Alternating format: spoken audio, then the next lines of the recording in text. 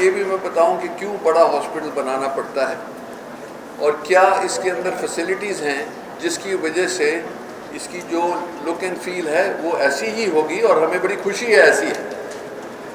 और वो ये है कि आप सबसे बड़ा जो 3 चीज़ें होती हैं पेशेंट की सेवा करने के लिए जब हम हॉस्पिटल की प्लानिंग करते हैं, पहली ये होती है कि उसका जो इंफ्रास्ट्रक्चर ऐसा बनाया जाए कि पेशेंट की सबसे ज़्यादा सेफ्टी हो।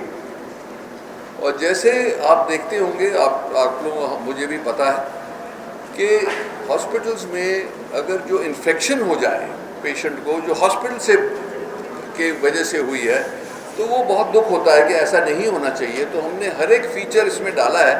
अगर जो आप देखते होंगे, आपको भी शायद एहसास हो रहा होगा कि यहाँ की जो एयर सर्कुलेशन है वो नॉर्मल एयर सर्कुलेशन जो हॉस्पिटल्स में होती है उससे दुगनी है, क्योंकि जितनी हम एयर सफाई करेंगे और हमारे फिल्टर्स के थ्रू आएगी और फिर वापस फ्रेश एयर आएगी, उतना ही bacteria count, infection count, virus count कम होगा और हमारे पेशेंट्स की प्रोटेक्शन सबसे ज़्यादा होगी।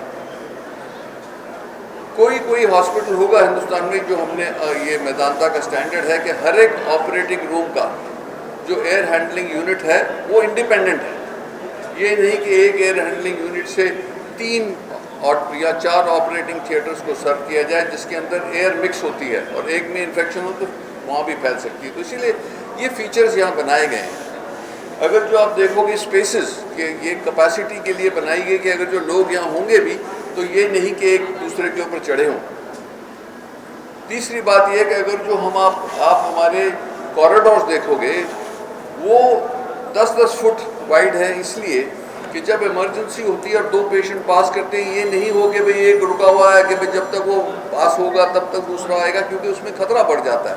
तो हर चीज़ जो है इस हॉस्पिटल में बनाई गई कि पेशेंट की सेफ्टी सबसे पहले, क्योंकि एक हॉस्पिटल के लिए, हेल्थ केयर के लिए पेशेंट ही भगवान है। अगर जो ऐसा आप ट्रीट करोगे और अब ऐसा सोचोगे कि हर एक पेशेंट जो है मेरा रिश्तेदार है, तो आप उसको बेस्ट दोगे।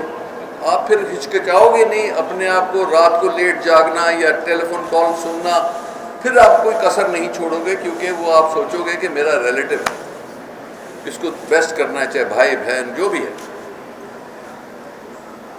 दूसरी बात ये होती है कि ये डॉक्टर और नर्सेस की जो वो तो बात हो गई कि पेशेंट की केयर कैसे कर सकेंगे, कि उनके हाथों में वो टेक्नोलॉजी होनी चाहिए जिससे वो सबसे बढ़िया डायग्नोसिस कर सकें, जल्दी से जल्दी डायग्नोसिस कर सकें और उसकी पूरी ट्रीटमेंट कर सकें। तो चाहे वो डायग्नोस्टिक इक्विपमेंट है जो हमारे पास है वो शायद कहीं नहीं है, जो हम कैंसर के लिए रेडिएशन मशीन जो ऑर्डर करी है वो बिहार में ही नहीं, ये 5-7 स्टेट में भी नहीं है, जिसको एच कहते हैं।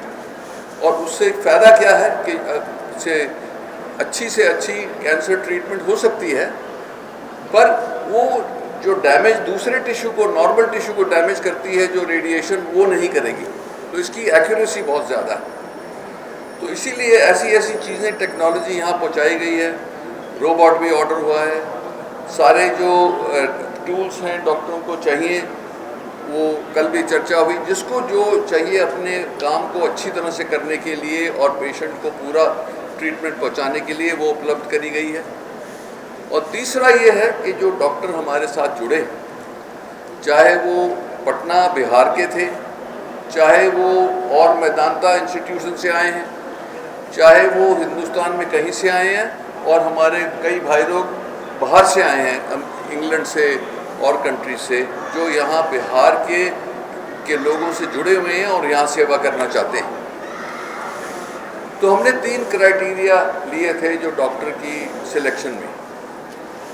पहला ये था कि जो डॉक्टर जो हेड करेगा अपने डिपार्टमेंट को, वो ना ही कि इंडिया में बेस्ट होगा, उसको वर्ल्ड में हर एक डॉक्टर से कंपेयर करना चाहिए कि वो उसकी नॉलेज जो है, उसकी स्किल जो है उस लेवल की है।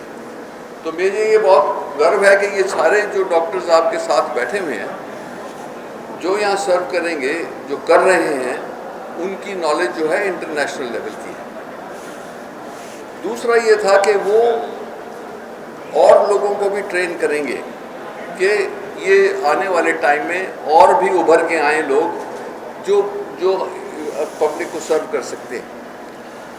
और तीसरा ये था कि उनकी जो एथिक्स है, उनकी जो इंटेग्रिटी है, वो बिल्कुल बिना शक के होनी चाहिए। मतलब कि हमारा सिस्टम है, शुरू से ही है, जब से मैं इंडिया आया हूँ, पर ये हमने मेदांता में और भी एनहांस किया कि कोई डॉक्टर कैश को हाथ नहीं लगाता, कोई डॉक्टर कैश नहीं लेगा फीस। तो उनकी जो भी सर्विसेज हैं वो हॉस्पिटल बिलिंग करेगा और टैक्स काट के इनके बैंक अकाउंट में पैसा डिपॉजिट हो जाएगा। तो इसलिए वो जो गलत प्रैक्टिसेस होती हैं जिससे पब्लिक उंगली उठाती है कि भाई ये लालच आ गई या ये हो गया या कुछ कर लिया ऐसा, वो यहाँ नहीं होगा। और उससे भी इनको सबको मिला के ये बात है कि किसी का कोई कोटा नहीं है, क्योंकि कई जगह ये होता है कि आप कोटा बना दें कि अगर जो आप इतने ऑपरेशन करोगे तो ये मिलेगा, ये करोगे तो ये करेंगे।